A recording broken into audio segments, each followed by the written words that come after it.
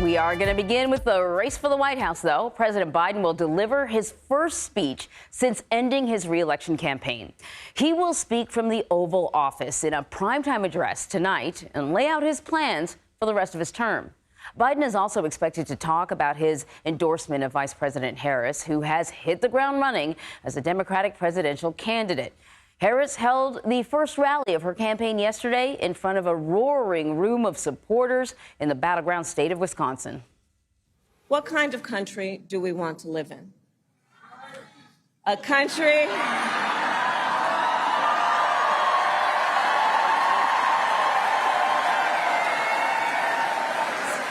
and to your point, do we want to live in a country of freedom, compassion, and rule of law, or a country of chaos, fear, and hate?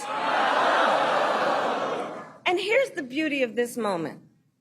We each have the power to answer that question. Former President Donald Trump will hold his first rally since the candidate shakeup. Yesterday, his campaign filed a complaint with the Federal Election Commission over the transfer of funding from the Biden campaign to the Harris campaign. Trump also slammed his now likely opponent during a phone call with reporters.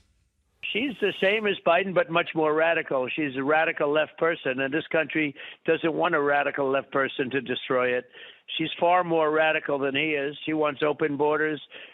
She wants things that nobody wants.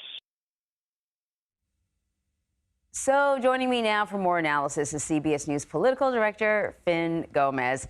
So Fin, since President Biden stepped away from his re-election campaign, the Republicans have been critical of this move in all sort of different ways and threatening different types of legal actions. But now we're actually seeing something that they're doing. What more do we know about this FEC complaint filed by Trump's campaign? And could this really impact Harris's ability to access the funds raised? That's a great question, Anne-Marie, and good morning. The Trump campaign filed this complaint with the FEC, claiming the transfer of funds from Joe Biden to Kamala Harris is a campaign finance violation. The complaint is filed against Harris and the Biden campaign treasurer. Essentially, the campaign's general counsel, David Warrington, is accusing them of filing fraudulent forms with the commission purporting to repurpose one candidate's principal campaign committee for the use of another, essentially saying that Harris simply replaced Biden's name with her own instead of filing her own statement of candidacy. But essentially here, Anne-Marie, the Trump campaign is looking to throw a legal wrench with this maneuver. The complaint may have significant hurdles in its landing, if you will, because when the Biden-Harris team, when the campaign filed their initial candidacy paperwork with the FEC, they filed it not only the name in Joe Biden's name, but also in Kamala Harris's name. But it's also could be a precursor, Anne-Marie, of what's to come, with the sort of the litigious maneuverings of the Trump campaign, and with only, we're 104 days until the election, Anne-Marie, we could be seeing more of this. Yeah, I expect that. Let me ask you about what Donald Trump is planning for tonight. He's going to be in Charlotte.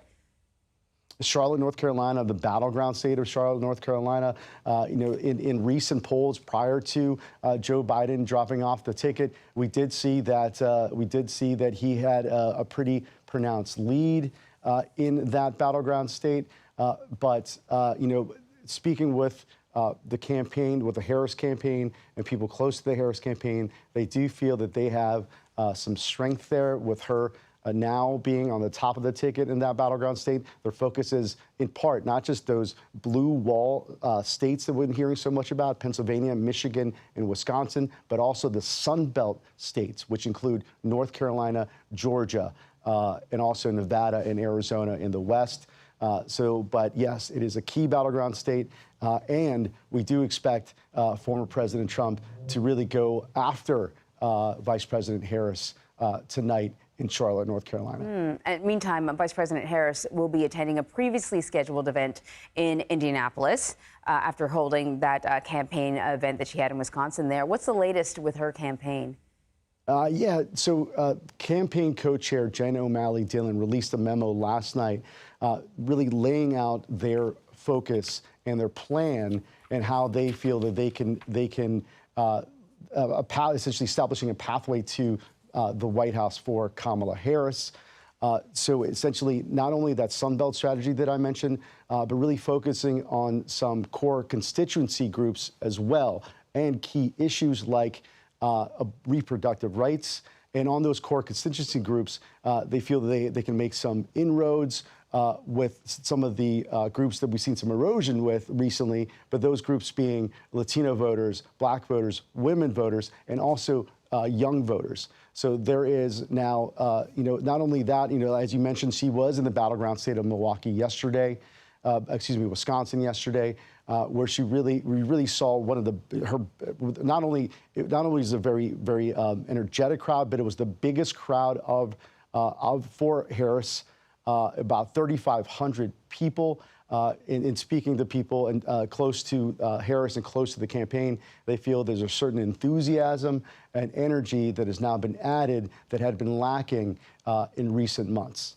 All right, Finn, thank you very much. Thank you. Of course, we're going to have special coverage of President Biden's primetime address to the nation starting at 8 p.m. Eastern. You can stream his remarks right here on CBS News 24/7.